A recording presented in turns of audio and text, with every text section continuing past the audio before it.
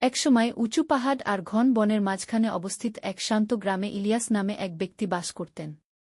তিনি ছিলেন একজন বিনয়ী কাঠুরে, তার দয়ালুতা এবং পরিশ্রমী স্বভাবের জন্য পরিচিত। প্রতিদিন তিনি কাঠ সংগ্রহের জন্য বনের কেন্দ্রস্থলে যেতেন, সর্বদা কেবল তার প্রয়োজনীয় জিনিসপত্র নিতেন। একদিন সন্ধ্যায় যখন সে বাড়ি ফিরছিল, তখন এলিয়াস এক অদ্ভুত দৃশ্যের মুখোমুখি হল।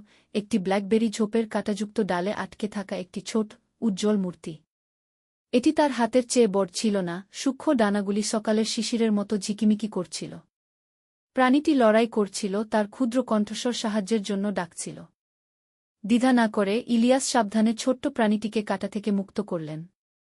সে তা করার সাথে সাথেই চারপাশের আলো উজ্জ্বল হয়ে উঠল এবং তার চোখের সামনে ছোট্ট মূর্তিটি একটি সুন্দর পরীতে রূপান্তরিত হল, যার সোনালি চুল এবং চোখ তারার মতো উজ্জ্বল। তুমি আমাকে বাঁচিয়েছ, পরী বাতাসের শব্দের মতো কণ্ঠে বলল। তোমার দয়ার জন্য আমি তোমার একটা ইচ্ছা পূরণ করব। ইলিয়াস অবাক কিন্তু লোভী নয়, এক মুহূর্ত ভাবলেন। আমি ধনসম্পদ বা ক্ষমতা চাই না, তিনি বললেন। কিন্তু আপনি যদি এই বনকে আশীর্বাদ করতে পারেন যাতে এটি সর্বদা আমার গ্রামের জন্য যোগান দেয় এবং কখনো ক্ষয় না হয়, তাহলে আমি কৃতজ্ঞ থাকব। পরী হেসে বলল, একটি নিঃস্বার্থ ইচ্ছা। এটা পূরণ হবেই। তার হাতের ইশারায় গাছপালা দিয়ে মৃদু বাতাস বইতে লাগল, আর বন যেন নতুন শক্তিতে সজীব হয়ে উঠল। পরী তখন এলিয়াসের দিকে ফিরে বলল, তুমি একজন বিরল আত্মা, দয়ালু এবং জ্ঞানী। যদি কখনো আমার প্রয়োজন হয় তাহলে আমার নাম ফিসফিস করে বলো, লিওরা, আর আমি আসব। এই বলে পরী বাতাসে অদৃশ্য হয়ে গেল। এলিয়াসকে মন্ত্রমুগ্ধ বনে দাঁড়িয়ে থাকতে রেখে তার হৃদয় বিস্ময়ে ভরে গেল।